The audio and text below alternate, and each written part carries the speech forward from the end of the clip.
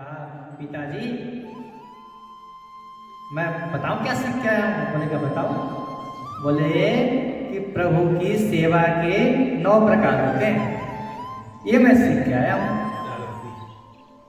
तुरंत अपना खड़ग निकाल लिया, बोला दुष्ट, मैं यही सीखने के लिए तुझे भेजा था। मैं क्या सीखने के लिए भेज रहा हूं और तू बोल रहा है कि विष्णु भगवान के भक्ति के 9 प्रकार होते हैं, 9धा भक्ति का ज्ञान दे रहा है मुझे।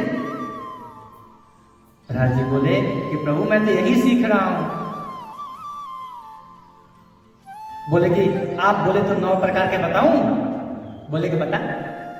तब उन्होंने बताया कि भगवान के गुण लीला नाम आदि का श्रवण करना, उन्हीं का कीर्तन करना, उनके रूप आदि का स्मरण करना, उनके चरणों की सेवा करना, पूजा अर्चा करना, बंदन करना, उनके दास्य बनना, सखे भाव रखना और अपने आप को भी निवेदन कर देना, ये भगवान के 9 प्रकार की भक्ति है।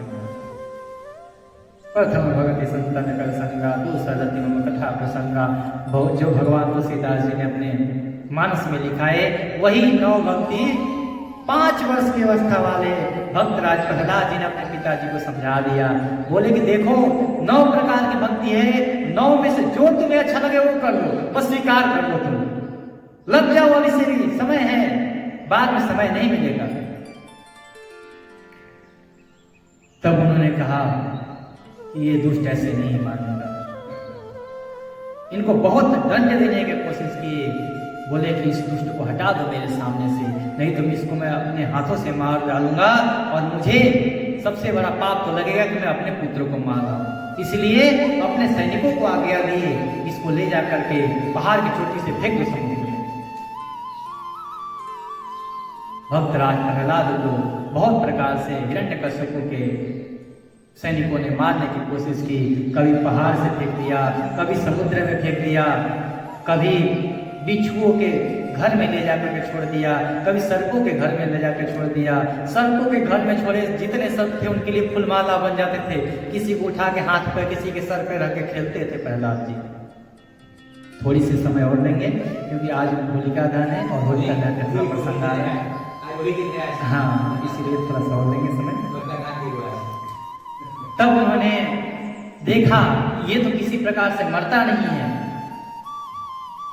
तब उनकी एक बहन थी हिरण्यकश्यप की, होलिका,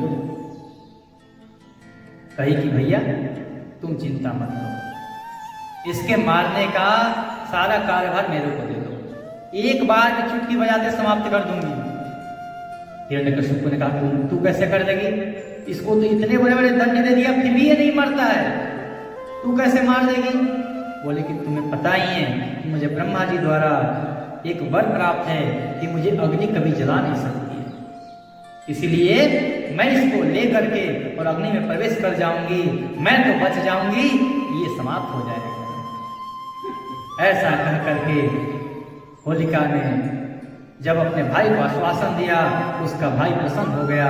बोला बहन हो तो तेरी जैसे, तू तो मेरे सारे टेंशन ही समाप्त कर दी। अब ऐसा कर कि अब कल शुरू कर दे, ले जा इसको, समाप्त कर।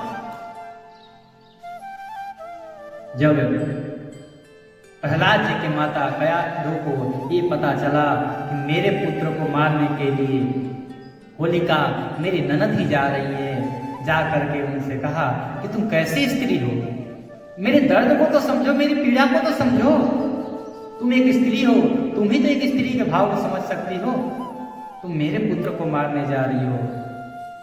कयाधु ने बहुत प्रकार से प्रार्थना की पर होलिका ने एक नहीं सुनी।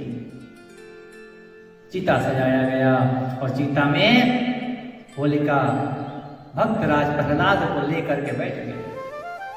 भक्तराज प्रहलाद को कुछ फर्क ही नहीं पड़ा कि लेकर बैठी है कि कौन है, बुआ करेगी तो करेगी क्या, वो तो आसानी से जाकर के बैठ गए। चल बुआ, जहां तू बैठेगी वहां हम भी है, चल साथ में।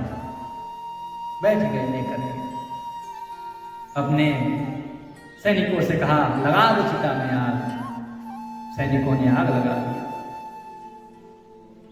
जब भयंकर आग लगी, सबके देखते देखते एक आश्चर्यजनक घटना घटी कि जिसको वरदान था कि जो अग्नि में जलेगी नहीं, वो जलने लगी, और जिसको कुछ वरदान ही नहीं था वो चुपचाप उसी अग्नि में खेल रहा है।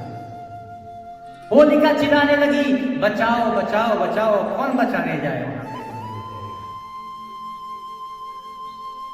जब होलिका जलने लगी तो बोली, क्या ब्रह्मा जी ने मुझे जो वरदान दिया था वो क्या मिथ्या था? ब्रह्मा का वरदान झूठा हो गया क्या? तब वहीं पे आकाशवाणी हुई, अरे होलिका, मेरा वरदान झूठा नहीं था, परंतु मेरे वरदान का दुरुपयोग तूने किया है। मैंने जो वरदान दिया था वो तेरी रक्षा के लिए दिया था कि तू कहीं यदि अग्नि में फंस जाए तो तुझे अग्नि नहीं जलाएगी। तू तो उसका दुरुपयोग कर रही है, किसी की जान लेने के लिए कर रही है।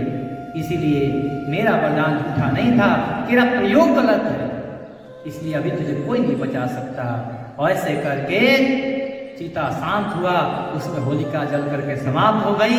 और भक्तराज प्रहलाद जैसे पुष्पों में से भंवरे निकलते हैं, उसी प्रकार पूरा सुगंध लेकर के और भक्तराज प्रहलाद जी उस चिता से निकल गए।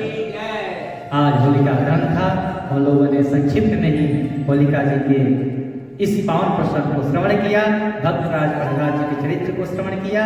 आगे कथा हम लोग कल श्रवण करेंगे। बोलिए भागवत